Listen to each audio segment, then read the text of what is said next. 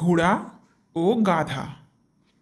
এক ব্যক্তির একটা ঘোড়া ও একটা গাধা ছিল।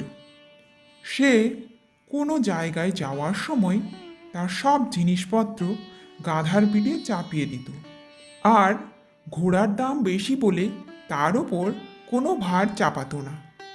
একদিন গাধা ভার নিয়ে যেতে যেতে বেশ পীড়িত হলো। যন্ত্রণায় সে কাতর হয়ে ঘোড়াকে বলল, দেখো ভাই, আমি আর এত ভার বইতে পারছি না।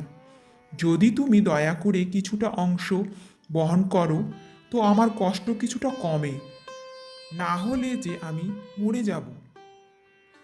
ঘোড়া তার কথা শুনে বলল, তুমি ভার বহন করতে পারো না পারো তাতে আমার কি? আমায় তুমি বিরক্ত করবে না, আমি তোমার ভারের অংশ নেব না। গাধা আর কিছু বলল না। কিছুটা দূরে গিয়ে সে মুখ থুবড়ে পড়ল আর মারা গেল। ওই ব্যক্তি তখন গাধার পিঠের সব ভার ঘোড়ার পিঠে চাপালো এবং সেই সাথে মরা গাধাকেও তার পিঠে চাপিয়ে দিল। ঘোড়া তখন সব ভার এবং মরা গাধার ভার নিয়ে দুঃখ করে বলতে লাগল, আমার যেমন খারাপ স্বভাব তেমন উপযুক্ত ফল পেলাম।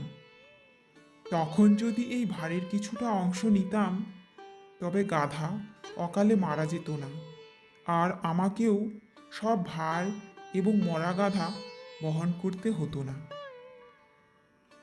নীতিকথা, এই গল্পটি থেকে আমরা শিখলাম যে বুদ্ধিমানেরা ভবিষ্যৎ চিন্তা করেই কাজ করে।